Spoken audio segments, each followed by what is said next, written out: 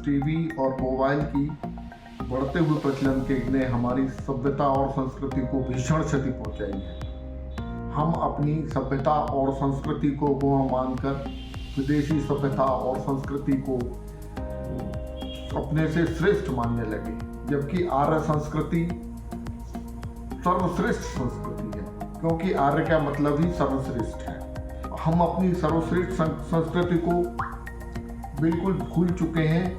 अंग्रेजों द्वारा गुरुकुल शिक्षा पद्धति के विनाश के कारण और स्कूल कॉलेजों में इस विषय में कुछ भी न पढ़ाए जाने के कारण हम अपने वैदिक साहित्य को अपनी पीढ़ी को न बता पा रहे हैं, न वो कुछ समझ पा रहे हैं।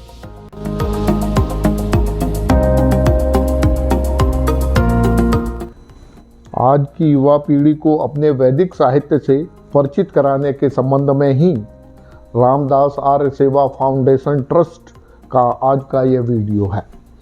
आपसे निवेदन है कि यदि आप इस चैनल पर प्रथम बार आए हैं तो कृपया इसे फॉलो करें तथा वीडियो अच्छा लगने पर अधिक से अधिक लाइक और शेयर भी करें।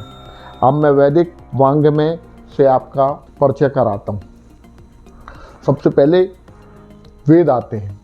वेद हमारे धर्म ग्रंथ हैं। वेद हमारे ही धर्म ग्रंथ नहीं हैं, बल्कि मानव मात्र के धर्म ग्रंथ हैं। वेद का मतलब ज्ञान, नॉलेज और जानना है।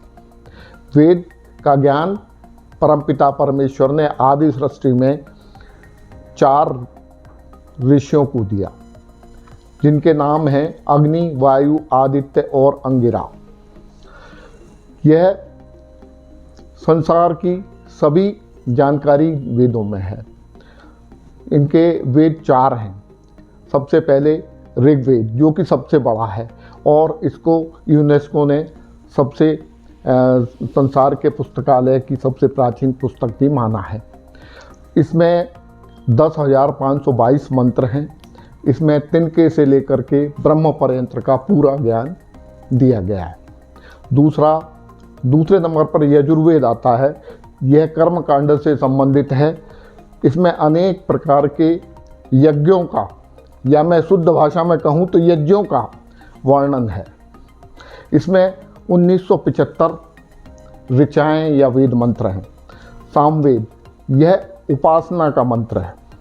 इसमें 1875 वेद मंत्र हैं। समस्त गायन विद्या इसी से निकली है। चौथा अथर्ववेद है। यह युद्ध और शांति का वेद है। इसके बारे में इसमें बताया गया है। इसमें 5,977 मंत्र हैं। वेद की मंत्रों को ही ऋचाएँ भी कहा जाता है। और अथर्ववेद में कर्मकांड से संबंधित और कामना पूरक मंत्र भी हैं। और इन चारों वेदों के एक एक उपवेद भी है। जैसे ऋग्वेद का आयुर्वेद है, और यजुर्वेद का धनुर्वेद, सामवेद का गंधर्व वेद और अथर्ववेद का अर्थवेद है। इसी क्रम में मैं आगे बताऊं कि वेदों की जो कुंजी है वो उपनिषद हैं। इनको वेदों की कुंजी कहा जाता है। वेदों को समझने के लिए उपनिषद का पढ़ना बहुत ज़रूरी है। और उपनिषद जो हैं प्रमाणिक माने हैं महर्षि दयानंद सरस्वती ने, वो 11 माने हैं। वैसे इनकी संख्या कुल 223 बताई जाती है, लेकिन इसमें अल्लोपनिषद और अकबरोपनिषद जैसे भी उपनिषद हैं जो कि अमान्य हैं।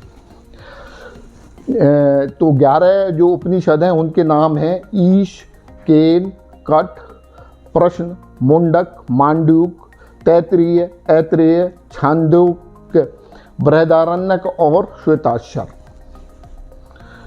अब इसके अगले क्रम में ब्राह्मण ग्रंथ हैं, और ये चारों वेदों के प्रमुख ब्राह्मण ग्रंथ ये हैं: ऐत्रेय, शतपथ, तांडव और गोपथ।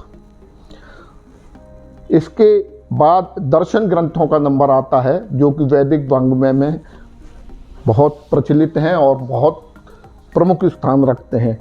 इसमें है न्याय, वैशेषिक, सांख्य, योग, पूर्व मीमांसा और वेदांत। ये दर्शन ग्रंथ हैं। स्मृतियाँ भी हमारे वैदिक वाङ्मय का एक अटूट हिस्सा हैं। स्मृतियों की संख्या 65 बताई जाती है, परंतु प्रक्षिप्त श्लोकों को छोड़कर मनुस्मृति ही सब प्रमाणिक स्मृति ग्रंथ माना जाता है। इसमें दंड व्यवस्था, राज्य व्यवस्था आदि आती है। इसके अतिरिक्त आरण्यक, धर्मसूत्र, गृह्य सूत्र, अर्थशास्त्र, विमान शास्त्र आदि अनेक ग्रंथ वैदिक वाङ्मय के अंतर्गत आते हैं। हमारे जो ऐतिहासिक ग्रंथ हैं उनमें रामायण और महाभारत भी बहुत प्रमुख ग्रंथ हैं। ये हमारे ऐतिहासिक ग्रंथ हैं।